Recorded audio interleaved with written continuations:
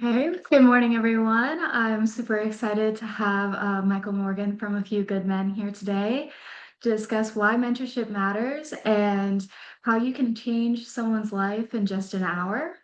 I'm going to turn it over to Michael to introduce himself, and then we'll go ahead and start this presentation. Okay, thank you, Emma. And good morning, everyone who's here and who's listening, who's viewing this at a later time as well. I've been a part of Mentor Virginia and mentoring for quite a while since I started. I've worked 36 years in the FBI before retiring in 2022. And I started A Few Good Mentors in 2019. And with the help of Mentor Virginia, Big Brother, Big Sisters was a big help because I used to volunteer with them for many, many, many, many years. Um, my kids are all grown now, out of college and out on their own and families of their own as well. Or at least my son does.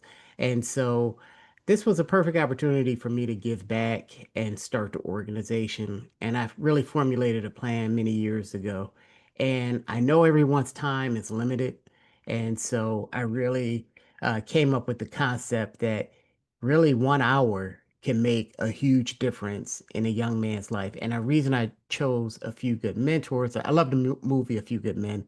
And so it's kind of a play on that. And also, um, the need for male mentors in our community and really all over the country. But 1 hour per week is what we ask. All of our mentors do more than that. And I'm just gonna share my presentation. And if you have any questions, my contact information is at the end, or during the presentation, you can ask questions as well. And we'll just go forward with that. And we will start the presentation. And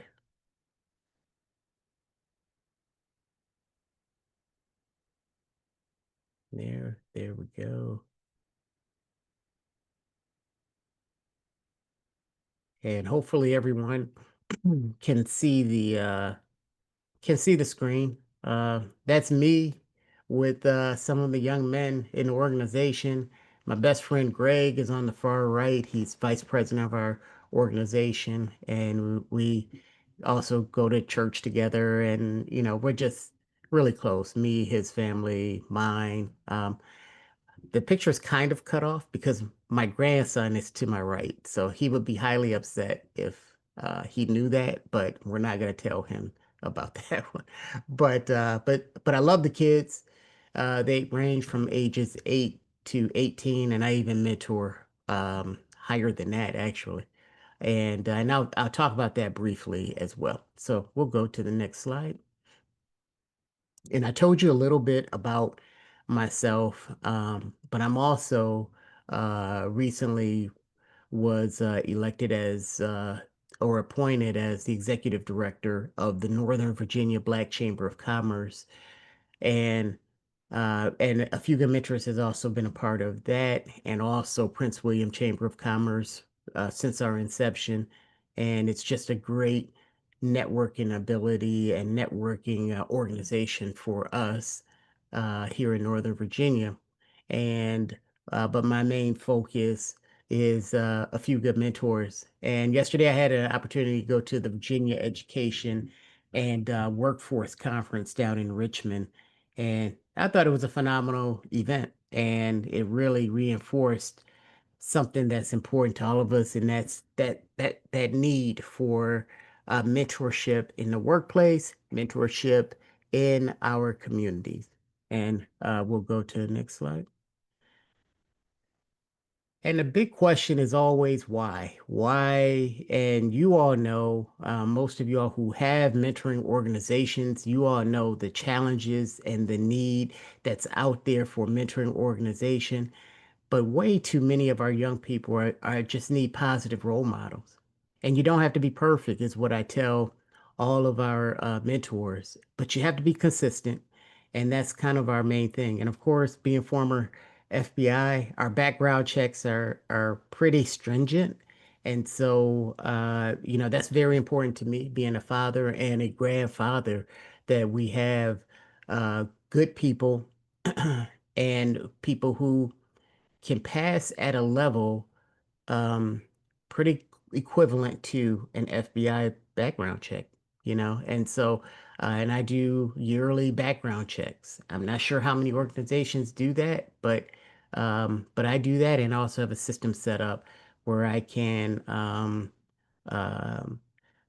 get information from our mentors, board members, even if they don't report it during those periods of times, I still have visibility on what's going on with them. So very important to me is background checks. And the mental health piece, and I'll tell you, since I've started a few good mentors, that probably has been one of the bigger areas that's going on right now in our society is the struggles with mental health, whether it's coming out of COVID or uh, the news that's going on right now. And, now we're dealing with families with government shutdowns, and all of these challenges definitely affect our children and affect young people. So you may not think it does, but it really does. And so we're going to help the young people through that. We're not licensed therapists. We have access to licensed therapists, but sometimes you just need someone to talk to. You need someone to listen to you. And that's part of our training. Initially is 4 hours of initial training. And I'm a former training instructor, so I like the training aspect of it. And so that's part of it is really learning to be a good listener. And so I think if you can do that, it'll take you far. Academic challenges. I know, like I said, coming out of COVID, a lot of things have changed in the educational area, and so we're not necessarily tutors for your homework, although some of our mentors are pretty good in certain areas. We just don't know the state requirements, so we kind of stay away from that. But we give you encouragement, and we provide resources that can help you. Maybe we do have a teacher on our mentoring staff who may be able to help. And so, but I think the main thing is having the right mindset for kids when they're in high school, when they're in college, when they're in middle school, of trying to do their best at all times. And so that's some of the things that we talk about, widening the gap between what they need and what they receive at home, and being a gentleman. All of these things are so important. And I'll tell you that for me, you know, I don't have like a sad story growing up in terms of how I grew up. My parents were amazing. But I had an entire community of people that helped me. And so even in college, even when I joined the FBI, I've always had a lot of people who helped me out. And so we want to be that group of people. And I think all organizations should try to be that group to really help the young people. And like I said right here in the quote, we're trying to help solve different parts of the same problem. All of our kids are dealing with, um, a lot of different things. And I know most mentoring organizations, yes, we need better funding and resources and partnerships. And that's kind of where Mentor Virginia comes in as well. And, you know, but the three things I'm constantly talking about: consistency, connection, build those connections, and the parents, the mentees, sponsors, everyone has to trust you. And so, and it begins with knowing who you are as a mentor, knowing who you are as an individual. And that's something that I definitely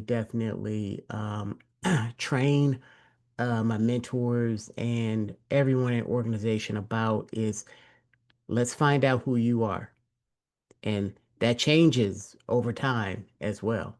And so I'm also if some of you are familiar with DISC, I'm a DISC certified instructor as well, which is a personality assessment. We use it regularly in the FBI as well. And so it's a great way for you to learn a little bit about yourself so that you can impart that knowledge onto other people. So those are kind of the four main areas, and we'll move on to the next slide. Might be a little bit hard to read. I'm sorry about that. I apologize. Um, I wear glasses, so it's probably easier with my glasses. But the power of 1 hour. And let me tell you a story real quick about a young man that I've mentored named Rashad. And Rashad unfortunately lost his mom. Mm. He has a brother too, Naeem. And I really mentor both of them. But Rashad is a senior in high school now. He lost his mother about 7 years ago due to a drunk driving accident. And my wife and I have always been close friends with um, uh, Rashad's grandmother. She's roughly about our age range. And, it was such a traumatic, sad experience, to lose your mom. The father had been in and out of jail and just had a lot of problems. And so, it was just such a horrific thing to go through as a young person. And, the grandmother then had to fight for custody to gain, parental guidance over Rashad and Naeem. And so as she came to me, she said, "Hey, Michael, I know you have your mentoring organization. I know we live in a little further away from you. I mean, not too far. It's Loudoun County, but which is, if you're familiar with Northern Virginia, with our traffic, it feels like 10 hours away, but it's actually only about 35, 40-minute drive away. So not terribly bad or anything like that. And, one of the things I talked to her about is, yes, 1 hour per week, up to 4 hours per month, is what we do. Um, we cannot fix everything, and I cannot, but I can do one thing 100%, I guarantee you, and that's show up. And I'll be there, for him. And I'll be there for his games, his school activities, and all of those things. He initially was not a very talkative guy, and so like most kids, they don't really say much. You really have to work to get anything out of them. But especially Rashad, and I know going through something like what he's gone through was difficult. And but we talk about a lot of things from school, life, girls, getting into middle school and all that entails. And the main thing I think he got from me was like, hey, you know, um, Mr. Mike isn't going anywhere. You know what I mean? He's gonna be there. He's gonna be consistent. And that builds up that trust. And that starts that transformation once these kids can trust you because again, he didn't have a very good outlook on males in general. And then you throw on top of it, um, your mom is no longer here. Your grandmother's fantastic. And she's a school teacher as well. So, but you do she's raised her child already. So this is new for everyone. And so, but those are some of the things that we went through, and it was a long process. And Rashad now is like I said, senior in high school. He's got his driver's license. He's not perfect by any stretch, but he's on his way. He now has a plan for his life, and he is so much better, much more talkative, and he's part of our. They're all a part of our family now, and I think that's the greatest thing with mentoring and with a few good mentors in general is we've only had two mentors since 2019 who've left our program, and both were due to moving out of the area. People don't leave, and they become part of our family. And so, and I think that's really, really important. But Rashad now is filling out college applications, and I think he's narrowed it down to a couple of schools, and you know, I just think it's amazing, and I'm excited about where he's gonna go. But it all starts with that 1 hour, you know, whether, and you know what? Sometimes it's and how does 1 hour look? And because I had one older gentleman say, "Wow, an hour is that's a long time." And I said, "Well, you know, I love sports, and a football game is about 3 hours, right? 3 or 4 hours. Playing golf, let me tell you, for me anyway, is half of a day because I lose so many balls and everything. So it's really all about you will put your time into things that you care about. And so if you don't care, you probably it does feel like an hour. And so, but if you care, the time actually I told him goes fast, and it looks, some days it's only 30 minutes. And so, but it's 1 hour per week. So you can follow back up if you usually meet on a Tuesday, we'll call them back on Thursday, Friday, text message, FaceTime. There's a lot of ways you can couple that 1 hour together. And then if he is into any type of activity or sports and you show up and then you have a lunch or something and you talk to him afterward, you'll be surprised how fast that goes. So 1 hour is really not that big of a deal. But I just wanted to share that because I'm so proud of Rashad and excited about his future. And we'll go to the next slide.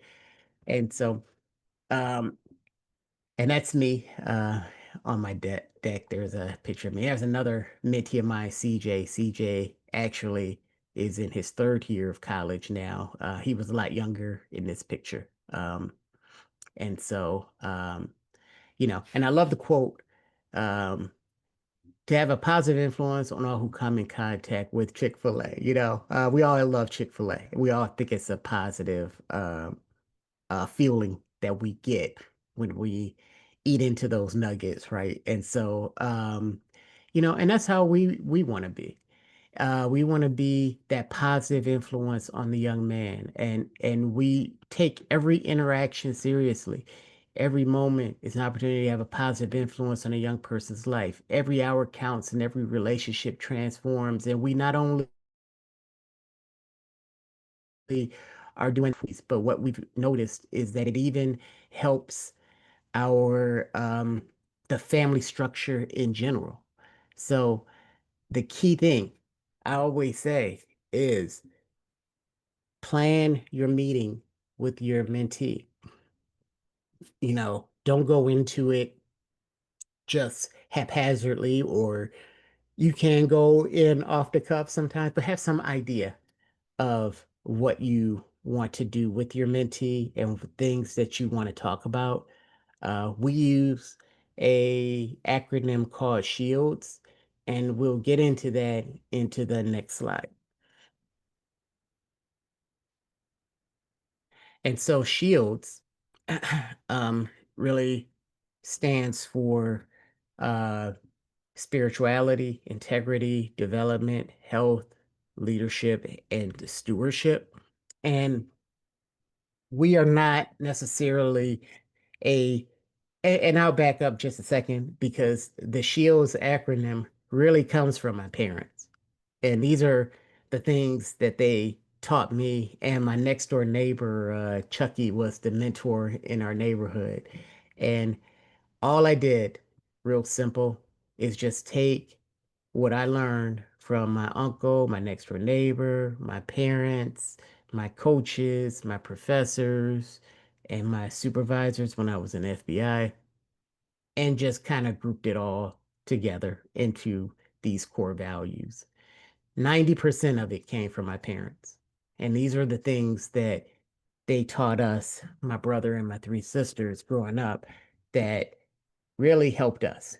And that does not mean that we are not a faith-based organization, but I'm just telling you what has helped me. And we do not push anything on to our mentees as far as our faith is concerned. But we find having a higher purpose is so important, and that's where that spirituality piece comes in. I don't know anybody who probably doesn't agree with some of the uh, Ten Commandments in a way. Some of those are kind of pretty common. And so, but we talk about that and how important it is to have that foundation when it comes to integrity. We model that, and being accountable is so important in everything you do.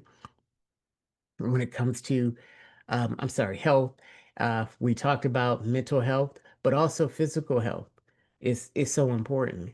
And we model this to our mentees. For example, I've really been pushing uh, my son. He's a former Marine. My son and my nephew. Well, they don't like to say former Marines. Even though they're no longer in the Marines, they get upset when you say former. So he is a Marine, and very physically active. And so he talked me into running a half marathon earlier this year, and it was actually an 11 miler, and so it was a little short of a half marathon distance. And so I did finish, and I that was the important goal was just to finish. And so, uh, but what I did was turn that around for the organization to show like, hey, even at my age, I'm still can be healthy. And so if I can, you can. And so that's that physical standpoint. And this weekend I'm running my first half marathon with my son. So I'm really excited about that. And I'm mentally ready this time, like for all that entails. And so, but I'm pretty excited about that. And I tell the people in the organization, stay physically active. It's going to help you down the road. It's going to help your mental ability to stay physically in shape as much as you can. And so that's a really important thing with us. I talked about integrity, leadership, um, teaching initiative and being responsible, even how we communicate. Like we teach that into our mentees. Like a lot of kids do not communicate orally well. And so, you know, technology has helped them in some ways and hurt them in other ways in terms of not necessarily having to communicate. And but we talk about that, and we help our mentees out with communication skills. We have no phone time when we're with our mentees. And unless it's an emergency, we try to put that down. Let's talk face to face. When it comes to development, that's where we kind of have our education piece and encouraging learning. And it does not have to necessarily be learning in a classroom and learning new skills like that. But I mean, learning new skills in general, life skills. Sometimes we take our mentees to the grocery store. I know some of the mentors do that in terms of showing them like, hey, when you eat up all your mom's food, this is the impact of it. If you look at these prices, right? And so some things you really do have to show them. And then when it comes to stewardship, you know, that's the importance of giving back. I've always volunteered. My parents volunteered. I volunteered in high school. And so it's a part of my life. And so my wife volunteers. That's just, it's so important. But being a stewardship of instilling that giving back mentality, but also stewardship over finances, stewardship over the environment, and just being and these things, if you practice them, you're gonna get better. You're gonna get better. And we definitely preach that, hey, all we're looking for is 1% better each day. That's it. Just do a little bit each day. Little bit before you know it, by the end of the year, you've made huge strides in where you were the year before that. And so that's our overall framework or core values is we use our SHIELDS acronym. And we'll go on to the next one. And like I said earlier, mentorship really is a two-way street. And I've watched our mentors grow, and I've watched them um, become better, in terms of, where they are and how well they communicate with um, younger people. And some of our mentors don't have children of their own. And so it really is a huge, huge transformation for them.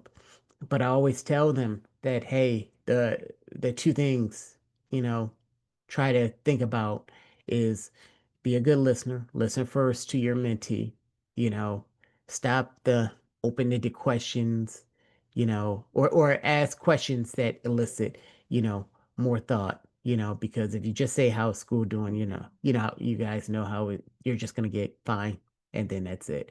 So you have to kind of work a little bit to get things out of them. And second, they're watching you, watching how you react to things. So um, you have to show that, you know, uh, you know, show your wisdom, you can show your spirituality, not just by quoting biblical scriptures, but how you go about your day-to-day life. And so, so these are some of the things that I've seen that transformation from our mentors. And so, if we move on to the next screen, and before we go, does anybody have any questions before I go on to the next slide?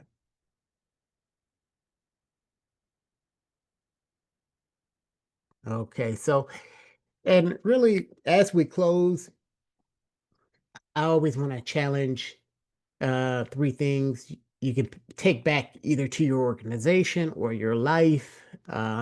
If you have a mentoring organization, or if you're just mentoring somebody on your own, or if you join a few good mentors yourself, uh, really reinforcing consistency. I'm telling you, there is nothing worse than being inconsistent.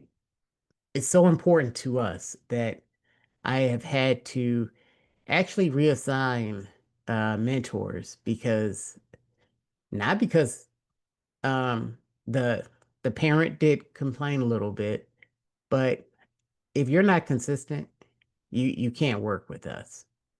You have to be, if you say I'm gonna show up on Tuesday at 7 o'clock, provided that you have worked something out with the parent.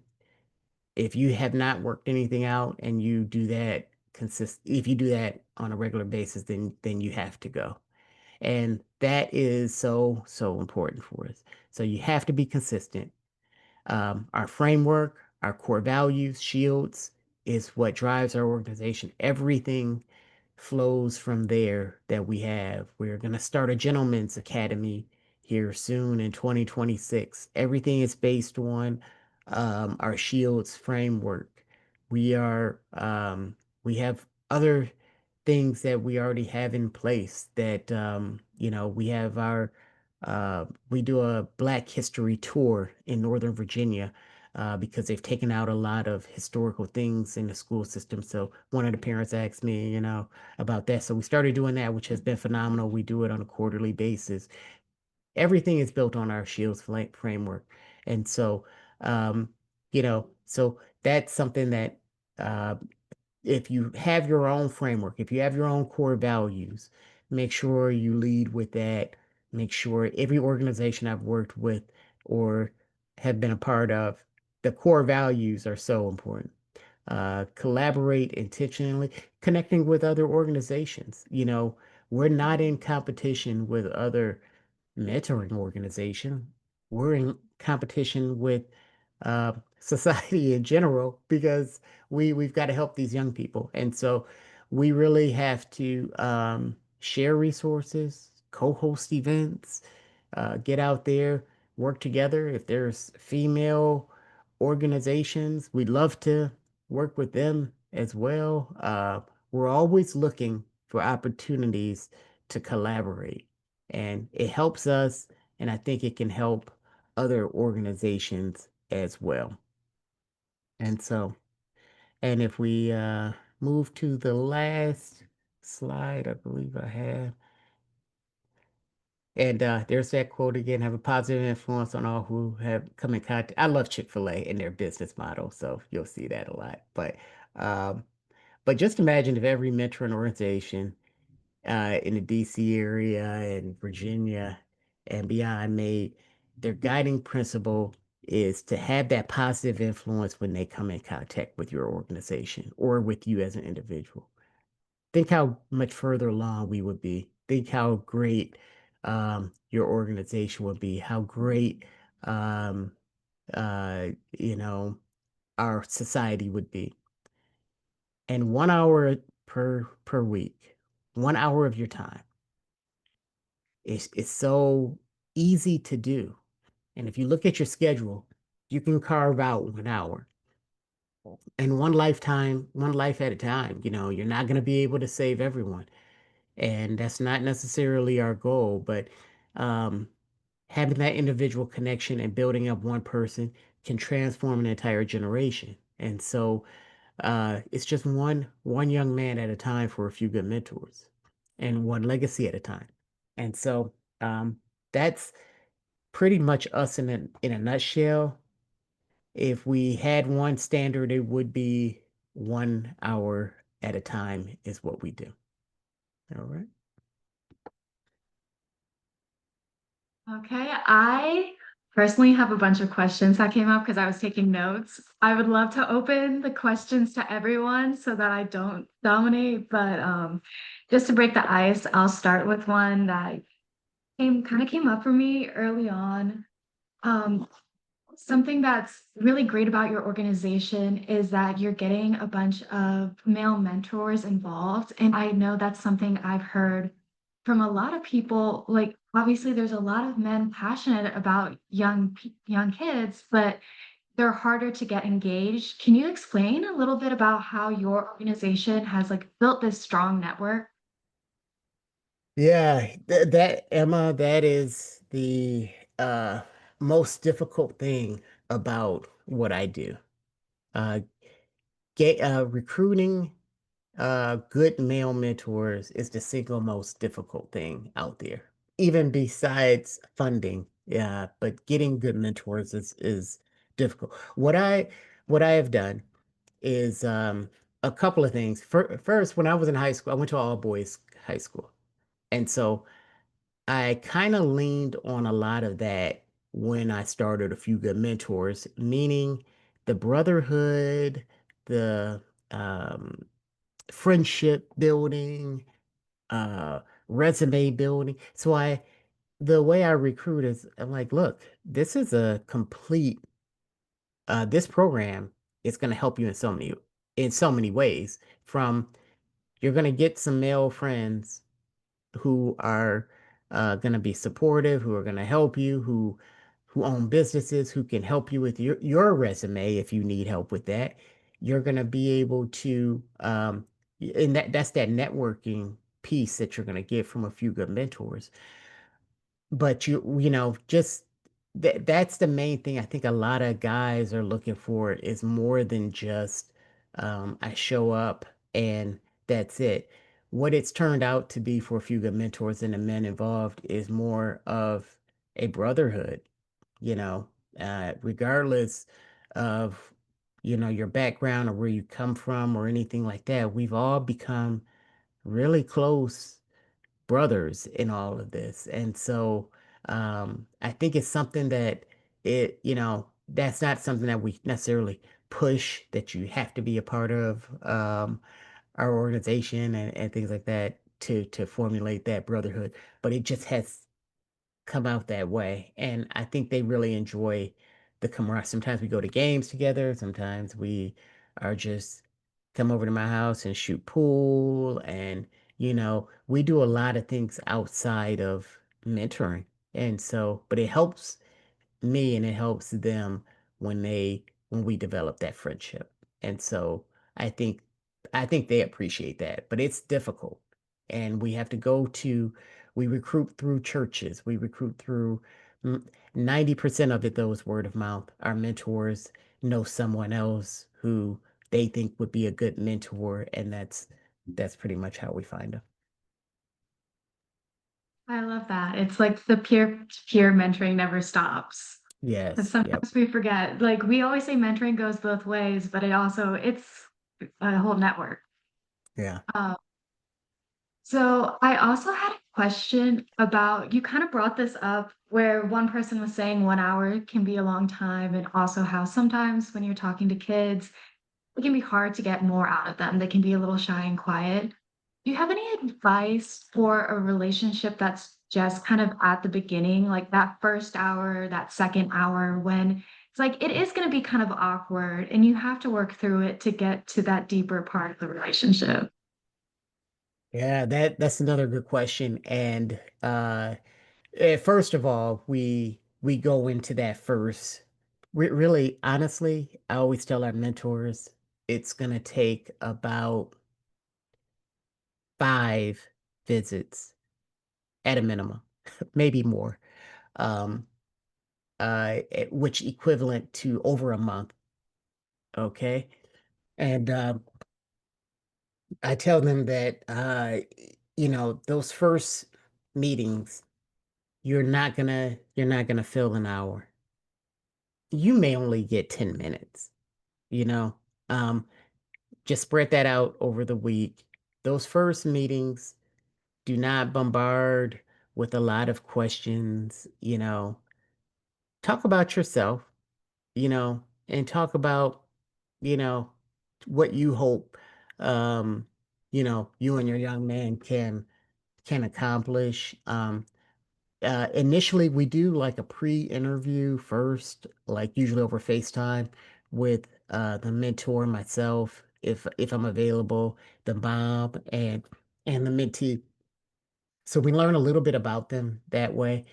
And so that first meeting, we're kind of just breaking the ice and just if they're into music or video games or something like that, the mentor will kind of talk about those fun things, no real heavy conversations. And I know my good friend Greg, he what he started doing and what we've incorporated into AFGM is that we we will ask early on, not the very first meeting, but we'll ask early on, what do you hope to get out of this relationship from the mentee? It doesn't matter, even if they're as young as 8 years old.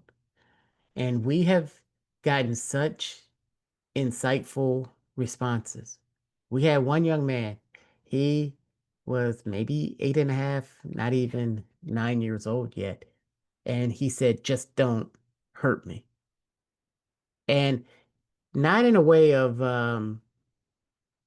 physically, but in terms of his father always said, "Hey, I'll be picking you up," and never showed up and never shows up. And so that was so insightful. But we get so many different things, from the common things of, you know, food and things like that they want. But every once in a while we get really insightful things like that. And RJ, who was the young man who did that, has been with he's now RJ's now, I know, 12. He's been with us for quite a while. And that really paved the way for Greg to have a great relationship with him. Yeah, you also said something really interesting while you were sharing your presentation, and it kind of relates back to that consistency and like building these relationships.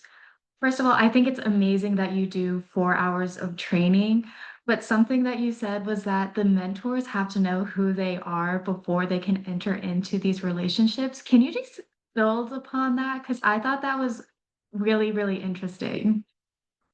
Yeah, that's so important. And so even for everyone listening and you as well, one of the questions that I've always asked of my employees when I worked, of my training classes that I ran, is really, who are you? And that's such a difficult question to answer. And not what you like and not what people think about you. This question takes deep, deep thought. And, part of AFGM, part of the training is we're going to help develop that part of you. And we're going to help you find out who you are. And in turn, you're going to be able to impart some things to your mentee so that they can develop who they are, right? And so, but it really all starts with assessing who you are, like finding out a little bit about yourself. And that's where the DISC personality assessment comes in. All of our mentors, I even developed one for young people as well. And so we started to we're going to roll it out a lot more in 2026, but I had one for grade school, middle school, and high school kids, and then the adult one.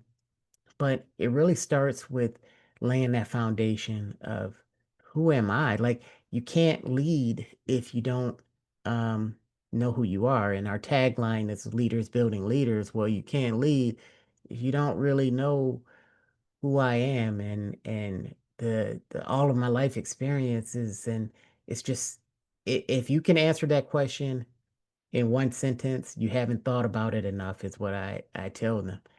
That should be like a paragraph of who you are because we are so complicated people. And so, and there is no necessarily right or wrong answer to it. It's just you assessing yourself and finding out more about yourself. And that's what I love about the mentoring is that you're really actually finding out more about yourself if you think about it, as a mentor, you're really um, kind of going back in time a little bit and thinking about your childhood. You're thinking about your life in general as you prepare for your mentee. And so, but you have to know who you are. I really do believe. I think that's kind of all of our mission is to find that who we are. Yeah, I loved when you said it because I was like, that has to be probably the hardest part about being a mentor. And to just like really make them think about that before they go in and interact with a young person is great. I also was thinking as you were presenting about, you shared about the relationship you had with Rashad's grandma. I was curious about how you do engage with parents, especially when she said like you grew up with a whole community. So how do you all interact with, parents or caregivers of those mentees? Yeah, you have excellent questions, Emma, by the way. But that's a good one because that takes more than just me and Greg. It takes a lot of people. So my wife also, and we have three other female board members that serve on our board, and they do biannual mom days. And so pretty much, well, I would say we don't have any single parent dads in a group, so it's all single parent moms. And so they get together and they have like tea and just conversations. And I think that's really helpful for the parents for that. And then they do quarterly questionnaires with the moms. I'm also texting them as well periodically.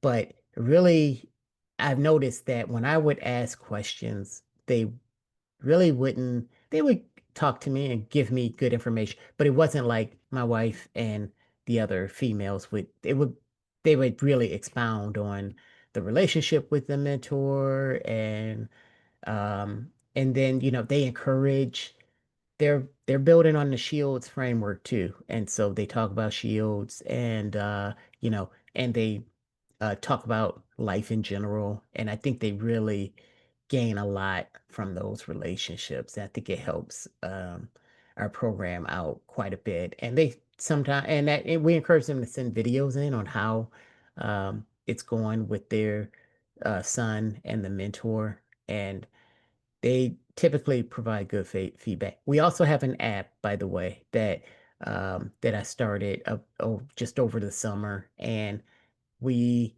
include the parents in there, and they like having information that's not necessarily going to a website, but right there on the app. So I think has helped the communication as well.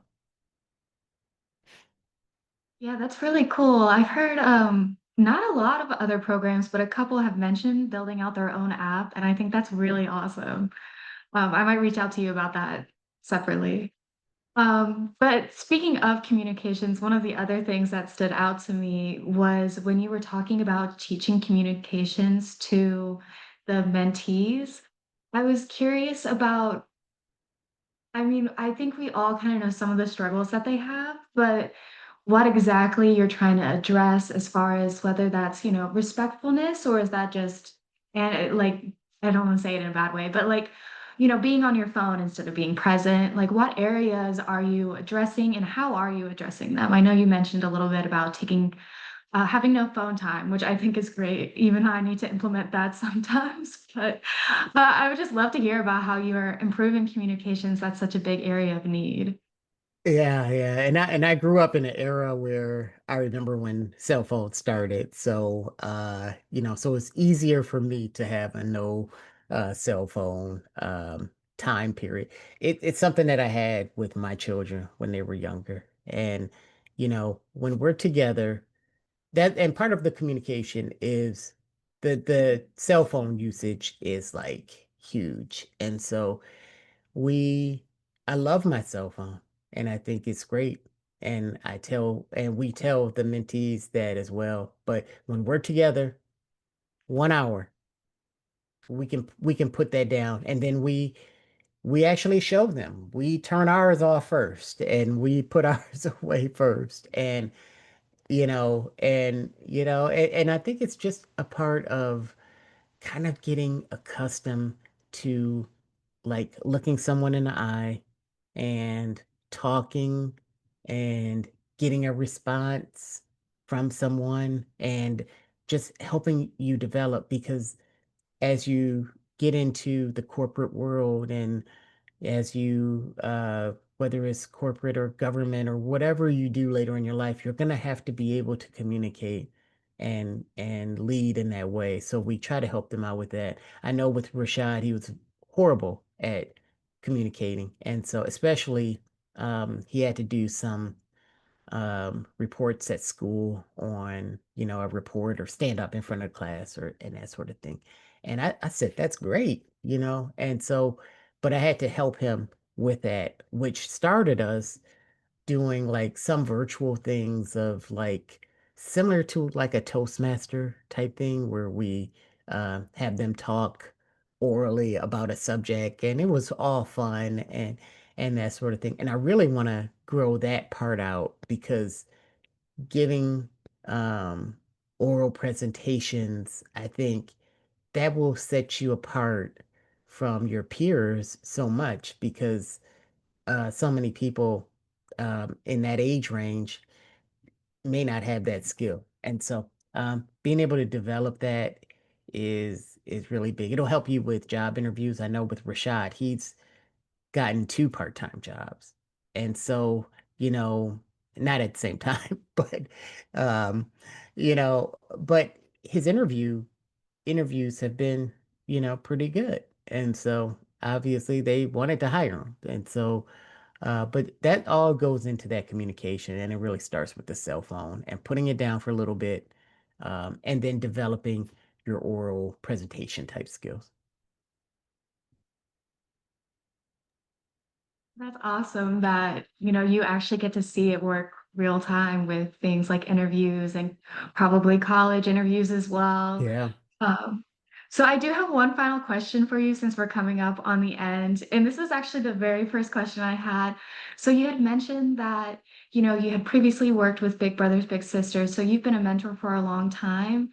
How did you decide to make your own organization? Was there a need there that you felt like you could address that wasn't being addressed in your community? I'm curious about it. Yeah, and I'll give you the short version because I know we're at the end. But in 2008, Emma, I first had the idea for a few good mentors, and I was too afraid to really act on it. And I wrote up a proposal to my church. It had more to do with sports mentoring. It was like we're gonna have a sports team, and I was gonna mentor because I was doing that anyway. They pretty much said no. And so I put it away and I thought, this is a stupid idea. And so literally 10 years later, I was cleaning my basement and I had already been volunteering with Big Brother, Big Sister anyway, for at that point for maybe a year and a half or two, something like that. And so I thought, wow, I forgot I wrote this. And I pulled it back out and I was talking to the director at the time. And I went to her and I was like, she was like, wow, this is pretty good. You just need to, she helped me kind of refine it. And she said, Michael, you're like our only male mentor.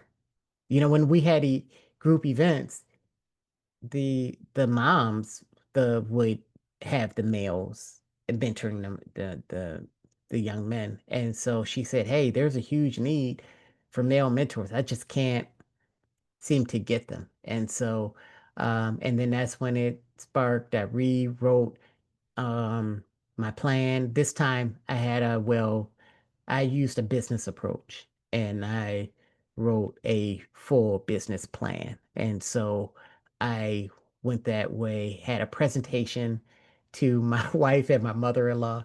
I said, if I can't convince these two, then it's hopeless. And so, and they really just thought it was phenomenal. And so, but that's kind of how it got started was, I probably should have worked on it sooner, but things happen when they're supposed to happen.